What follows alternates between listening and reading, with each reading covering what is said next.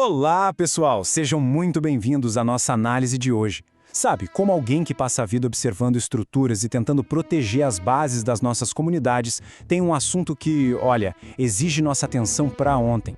Hoje, nós vamos agir como mentores aqui, desvendando aquelas ameaças psicológicas que ficam super escondidas, mas que estão batendo na porta das lideranças modernas o tempo todo. Vamos entender de perto essas dinâmicas silenciosas que, aos pouquinhos, acabam destruindo o nosso discernimento e a saúde mental dentro de grupos e instituições. Ok, vamos mergulhar nisso. Essa frase resume perfeitamente a gravidade da nossa conversa de hoje. O verdadeiro campo de batalha pela nossa integridade, seja lá na sua comunidade espiritual, no seu ambiente corporativo ou liderando um grupo, acontece aqui, na nossa mente. É muito fácil você perceber um ataque direto, agressivo, né? Mas presta muita atenção. As investidas psicológicas são silenciosas. Elas são insidiosas e vão minando as suas forças bem devagar, sem que ninguém perceba de cara. Ponto 1. A guerra psicológica oculta. E para a gente entender essas ameaças de hoje, a gente precisa olhar para os mapas que a própria história nos dá. O material de origem que estamos analisando traz um conceito-chave que é o arquétipo de Jezabel. E olha, isso não é só um nome antigo, tá? É um padrão claríssimo de comportamento. Esse tipo de ameaça funciona substituindo a verdade pura e simples por influência. O objetivo central é enfraquecer líderes legítimos usando medo e causando um desgaste emocional gigantesco. E quando a sedução e o controle tomam o lugar da liderança autêntica, bom, aí a estrutura inteira fica comprometida em questão de segundos. Isto nos leva ao capítulo 2, o perfil do controle narcisista. É até meio irônico a gente parar para pensar que táticas de 3.000 anos atrás são exatamente as mesmas que a gente vê rodando nos escritórios hoje em dia. Agora, o que é realmente interessante aqui é a comparação direta entre esses dois mundos. Historicamente, lá nos textos de Primeira Reis, a figura usava o poder estrutural, e a violência mesmo, para controlar tudo. Mas traz isso para o cenário atual. O narcisista moderno adota uma abordagem mais psicológica, só que gente é igualmente destrutiva. A violência física dá lugar ao gaslighting e à distorção da realidade. É uma tática desenhada para gerar uma dependência emocional que literalmente te paralisa. As armas mudaram, mas a vontade de corromper e controlar, essa continua a mesma. Então, como é que a gente identifica isso na prática? Tem que ficar de olhos bem abertos para esses sinais.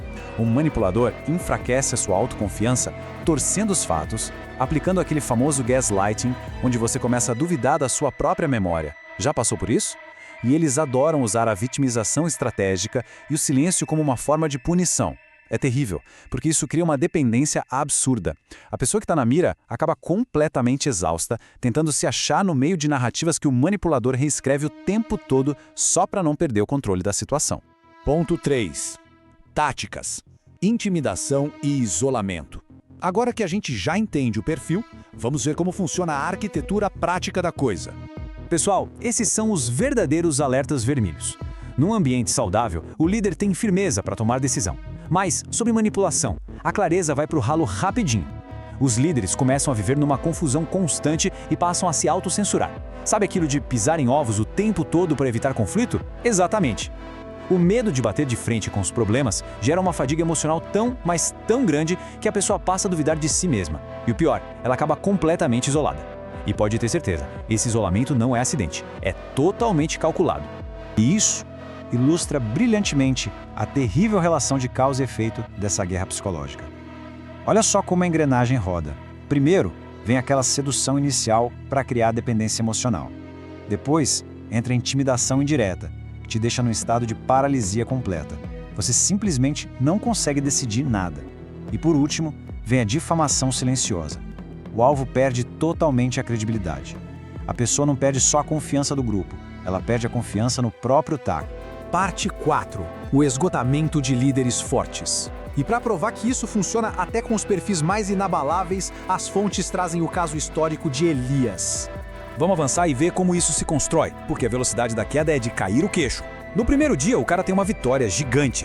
Aí logo no dia 2, ele recebe uma ameaça que não é física, é puramente psicológica. O que acontece? No dia 3, esse mesmo líder imbatível foge para o deserto, tomado por um pânico absurdo. E lá no dia 40, o esgotamento é tão brutal que ele só quer jogar a toalha e desistir de absolutamente tudo. Essa linha do tempo mostra muito bem o poder esmagador do terror psicológico. A grande lição que a gente tira dessa queda de Elias é que ceder à intimidação destrói toda a nossa resistência. Prestem atenção, Não foi um exército armado que derrubou ele, foi uma mensagem. Foi uma ameaça milimetricamente calculada para desestabilizar. O tal do burnout, aquele esgotamento extremo que a gente tanto fala hoje, muitas vezes não vem do excesso de trabalho em si, sabia? Ele vem justamente de ter que gerenciar essas tensões emocionais invisíveis o tempo todo. Seção 5. Passos para a integridade. Chega de só analisar o problema. Agora a gente vai vestir a nossa armadura do discernimento e focar na defesa. Para não deixar essa manipulação criar raízes na sua comunidade, a gente precisa de passos super práticos. O primeiro deles é afiar o seu discernimento contra táticas de sedução e medo. Você tem que saber ler o ambiente, pescar nas intenções. O segundo passo exige atitude, prestação de contas com total transparência. Ambientes transparentes são um pesadelo para os manipuladores, porque eles simplesmente não conseguem agir nas sombras. E o terceiro passo é não abrir mão da sua firmeza de princípios. A verdade não pode ser um conceito elástico que você estica só para acomodar a vontade de quem quer te controlar. E se a gente olhar de cima para os líderes de comunidades ou gestores de instituições, fiquem super espertos com esses alertas vermelhos. Se o seu grupo criou uma cultura de silêncio, onde ninguém pode questionar nada, se tem aquele favoritismo escancarado rolando solto só para isolar quem pensa diferente, ou se falar a verdade virou uma ameaça ao sistema, olha, lamento dizer, mas a instituição foi comprometida. Uma força manipuladora já tomou as rédeas da dinâmica social ali dentro. Chegamos ao ponto 6. Restauração e firmeza espiritual. Tá, mas e quando o estrago já aconteceu? Como a gente cura o grupo e conserta isso? Então, o ponto crucial é este, o antídoto definitivo. A comunicação firme e honesta é o seu melhor escudo contra o gaslighting e a manipulação. A ideia não é bater boca ou ser agressivo de volta, mas sim estabelecer limites muito bem definidos. Quando a gente proclama a verdade com amor, mas com autoridade absoluta, a gente acende a luz no quarto escuro. E isso destrói as sombras e a confusão que esses manipuladores tanto amam usar. E existe um caminho muito seguro para a cura emocional.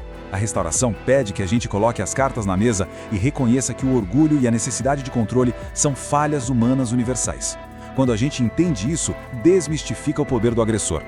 Além disso, depois de um confronto duro, é fundamental criar um espaço de acolhimento para curar as feridas do grupo. O material de origem chama isso de operar com coragem profética. É ter a ousadia de apontar o erro, mas já focado na esperança de melhora. É assim que a gente protege de verdade a integridade e o propósito original da nossa comunidade. E para fechar, eu deixo essa pergunta para ficar martelando aí na sua cabeça. Onde a luz, a manipulação perde totalmente o poder? A sua instituição está pronta para acender essa luz de vez? Quando a gente aplica a transparência, o joguinho psicológico simplesmente acaba. Fica aqui o convite para a gente olhar com muito carinho para os nossos próprios ambientes. E lembre-se, dar nome a essas táticas não é sinal de fraqueza não, muito pelo contrário, é prova de que o ambiente tem uma saúde institucional forte. O desafio está lançado, mantenha os olhos bem abertos e o discernimento afiado. Muito obrigado por estarem comigo nessa análise e bora continuar construindo espaços baseados em verdades inabaláveis. Até a próxima!